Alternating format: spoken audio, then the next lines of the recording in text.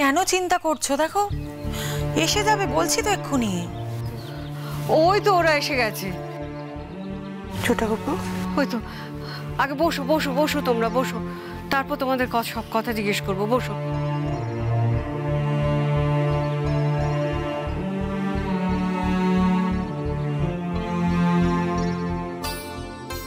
দেখো না, আনন্দের চোটে মিষ্টির হাঁড়ি এনে রেখে দিয়েছি, কিন্তু এত দুর্যোগ যে আনন্দটাও মন খুলে করতে পারছি না। আজকে কি মিষ্টি খাওয়ার কথা, আর তুমি বা মিষ্টি হাঁড়ি নিয়ে বসে আছো কেন? বারে যে নতুন মানুষটা এসছে তার কি দোষ? তাকে কি সবাই চোখের জল নিয়ে বরণ করবে নাকি? হ্যাঁ, তার জন্য অন্তত একটু মিষ্টি মুখ করো।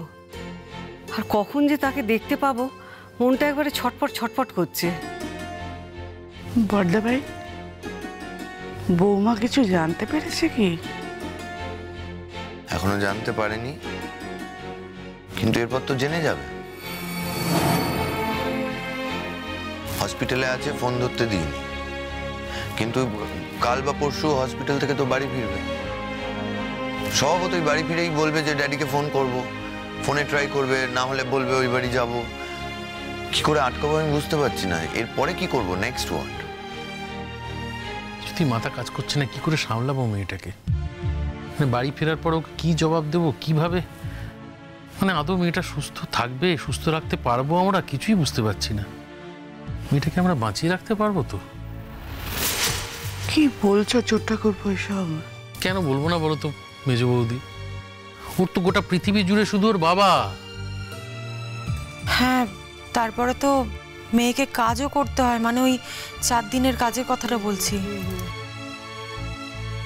সে না হয় 4 দিনের দিন নাই বা করলো, যেদিন নর্মালি কাজ হয় সেদিনই না হয় করলো, কিন্তু মুশকিল হচ্ছে তারও তো বেশি দিন বাকি নেই। কিন্তু এটাও তো ঠিক যে মেয়ে আছে অথচ বাবার কাজ সে করবে না, এই বা কেমন করে হয়? কিন্তু বাবার কাজের পরে তোর মাও চলে যাবে গো। আমি বুঝতে পারছি না সামনে যে কি দিন আসছে বাবারে।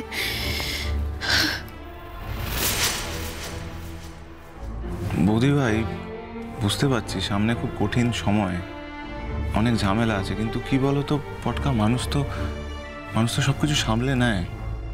গুনগুন পারবে, দেখো গুনগুন সবকিছু সামলে নেবে, এবং আমার ধারণা ওর যে বেবি সেই ওকে সুযোগটা করে দেবে। ও অস্থির লাগছে আমার। কেমন দেখতে হয়েছে দাদু ভাইকে। যাবো কি একবার? এখন আর গিয়ে তো কোনো লাভ নেই, কালকে যেও সকাল সকাল। সত্যি, মানে আমরা যে এতখানি সময় কি করে সহ্য করে আছি। পুচু সোনা ও ঠিক আছে তো ছোট মা? পুচু সোনা, দেখো না, পুচু সোনা না অসময়ে ঘুমিয়ে পড়লো জানো তো। আসলে একটু ঘ্যান ঘ্যান করছিল, ঘুম পেয়ে গেছিল তো, আর ঘুমের সময় তো মাকে লাগবেই, ওই ঘুমের কান্না আর কি। তা আমি ওই কোলে নিয়ে জোর জবরদস্তি চেপে চেপে ঘুম পাড়িয়ে দিয়েছি। ঠিক আছে? এত সুখের সংসার আমাদের, এত শান্তির সংসার আমাদের, কিন্তু সেই সংসারে কেন একটা কালো ছায়া পড়ে গেল। আমি একজন বয়স্ক মানুষ বেঁচে রইলাম, কৌশিক আমার থেকে কত ছোট, সে চলে গেল। বারবারই এক কথাটা বলবে না বড়দা। এমনিতেই টেনশনে আছি, একটা দুর্যোগ সামলাতে জেরবার হয়ে যাচ্ছি, তার মধ্যে বারবারই এক কথা বারবার বলবো। এগুলো বলো না, এগুলো আমার সহ্য করতে পারছি না। যা সত্যি আমি তো সেই কথাটাই তো বলছি, আমি তো সত্যি বই মিথ্যে বলছি না।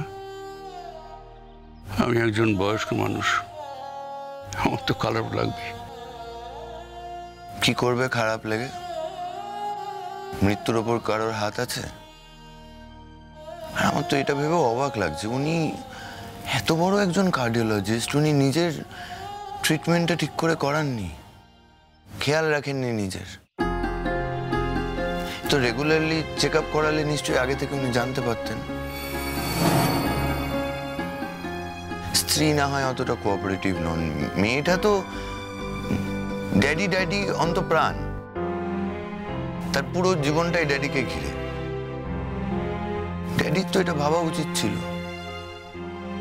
অনেক আগে অ্যালার্ট হওয়া উচিত ছিল, করেননি।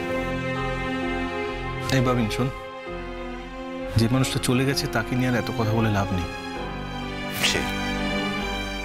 শোনো না, মিষ্টিটা যখন আমি হাতে করে এনেছি তখন একটু আধটু তো মুখে দাও, নাহলে বাচ্চাটা তো অকল্যাণ হবে। না না, ঠিকই বলেছ, সবার একটু মিষ্টি মুখ করা উচিত। ঠিক আছে, আমি একটু হাতটা ধুয়ে নিই, তারপর খাচ্ছি। মেয়েটার মুখের দিকে তো তাকানো যাচ্ছে না, সমানে কেঁদে চলেছে মেয়েটা। ঘোরের মধ্যে আছে বটে, তাও ড্যাডির কথাই ভাবছে। ওটের পরে যখন জ্ঞান ফিরলো তখনও ড্যাডির কথা জিজ্ঞেস করছে। যতক্ষণ জেগে থাকছে ততক্ষণ ড্যাডি ড্যাডি ড্যাডি। এই মেয়েটাকে কি করে বলবো মা যে তোমার ড্যাডি আর কোনোদিনও ফিরবে না?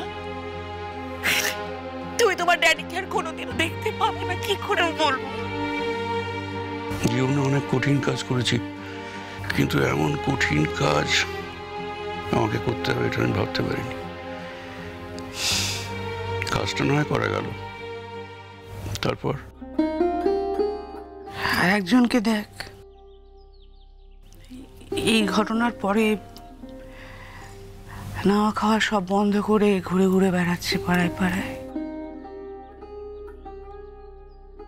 ও কথা বলতে হবে বলে কারোর মুখোমুখি হতে চাইছে না।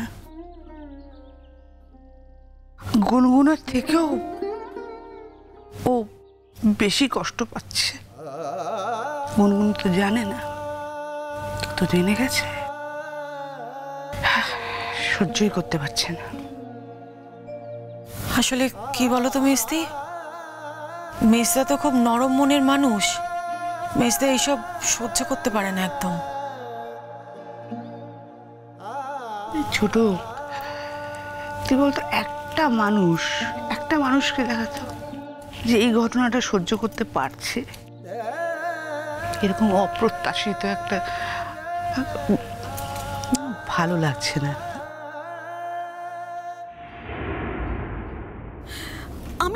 আমি অবাক হয়ে যাচ্ছি। আজ বাদে কাল যে মানুষটার কাজ তার নিজের মেয়ে কিচ্ছু জানে না, তার মেয়েকে কিছু জানানোই যাচ্ছে না। তার শ্বশুর বাড়িতে এমন রেস্ট্রিকশন যে আমি আমার মেয়েকে এসব কথা জানাতেই পারছি না। অদ্ভুত না?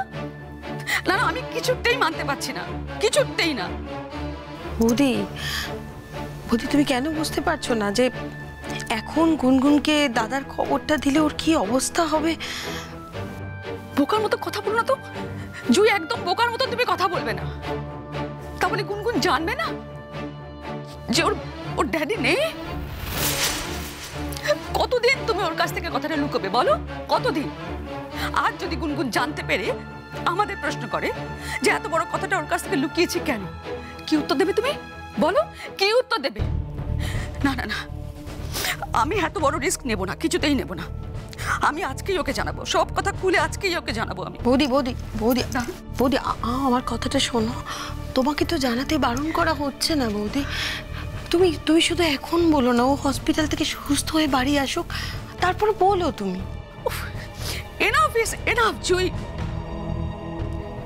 গুনগুন হসপিটাল থেকে ফিরে আসলে পৃথিবীর সবকিছু ঠিক হয়ে যাবে তার তো কোনো মানে নেই।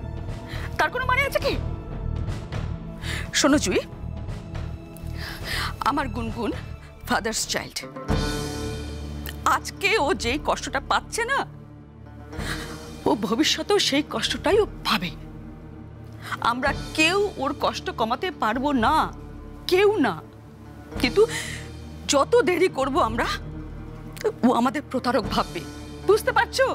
বৌদি, তোমার পায়ে পড়ছি, এখন গুনগুনকে কিছু বলো না। ও হসপিটাল থেকে সুস্থ হয়ে বাড়ি আসুক, তখন বলো। ওর যদি এই খবরটা পেয়ে কোনো বাড়াবাড়ি হয়ে যায়, প্লিজ এখন বলো না। আচ্ছা জুই, মেয়েটা তো আমার, তোমার এত দরদ উতলে পড়ছে কেন? সেটা যদি প্রথম থেকে বুঝতে, তাহলে তো আমার দরদ উতলানোর কারণটাই তৈরি হতো না বৌদি। তার মানে কি বলতে চাইছো কি তুমি? শোনো বৌদি, তোমার সাদা থান, তোমার সাদা সিথি, তুমি সদ্য বিধবা হয়েছ। আমি তোমাকে হার্ট করতে চাই না, কিন্তু আজ তুমি আমাকে বাধ্য করছো কতগুলো কথা বলতে। আচ্ছা, এত যে আমার মেয়ে করছো, একটা প্রশ্নের উত্তর দাও তো। তোমার একমাত্র সন্তান তোমাকে কেন পছন্দ করে না? বলতে পারো? বলতে পারো আমার দাদা কেন কেন তোমার সঙ্গে থাকতে পারেনি? বলতে পারো? হ্যাঁ, বলতে পারো আমার দাদা কেন তোমার সঙ্গে থাকতে পারেনি? বৌদি, আমার দাদার মতো ভালো মানুষ বলে তুমি ফিরে আসার পরে তোমাকে ফেরত পাঠায়নি। তুমি যদি সত্যি সত্যি ভালোভাবে থাকতে না, আমার দাদা তোমাকে মাথায় করে থাকতো।